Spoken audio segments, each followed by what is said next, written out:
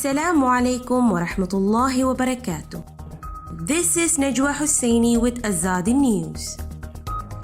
Rohingya refugees' lawyers lobby for International Criminal Court to sit in Asia. Facebook says stepping up efforts to tackle Burmese hate speech.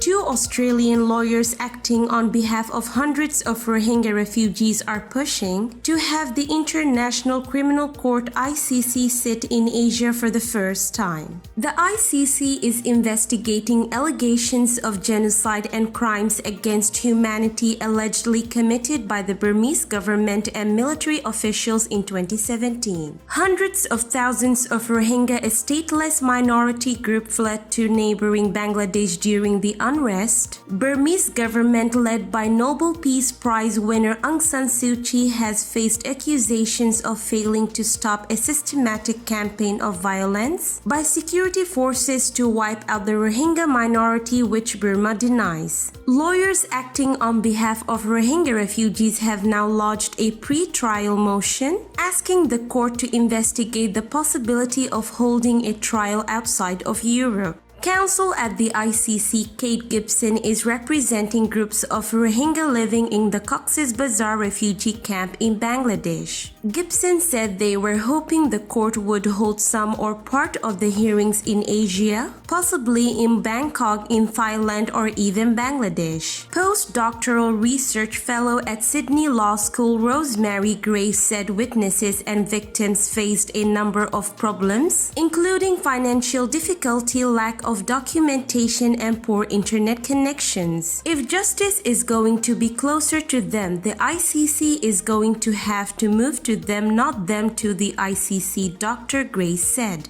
Emma Palmer, a lecturer at Griffith University Law School in Brisbane, Australia, said, "The Hague's distance from victims had an effect on the way it ran its trials. Prosecutors need to rely much more on intermediaries, on civil society groups, to help them in the actual jurisdiction that they're trying to investigate," Dr. Palmer said.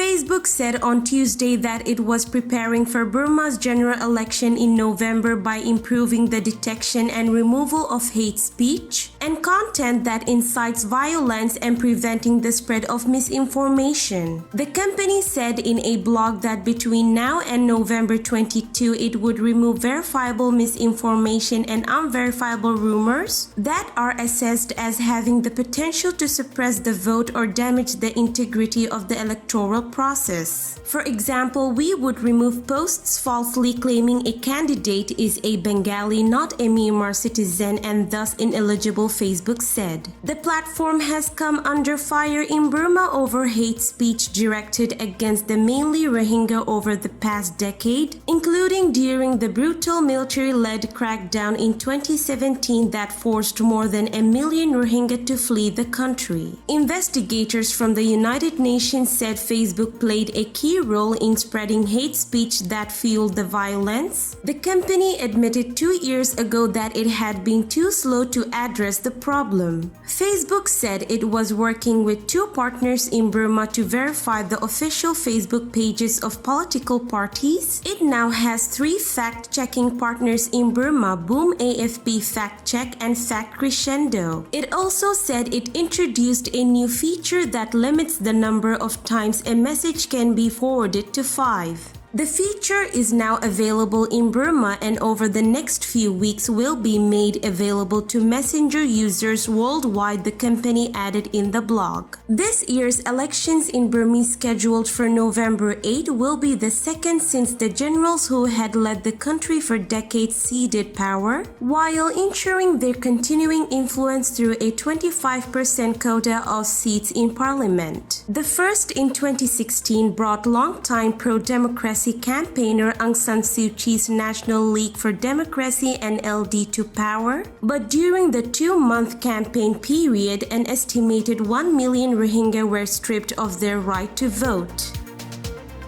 This is today's news. To get more updates about Rohingya, subscribe to our YouTube channel and hit the notification bell.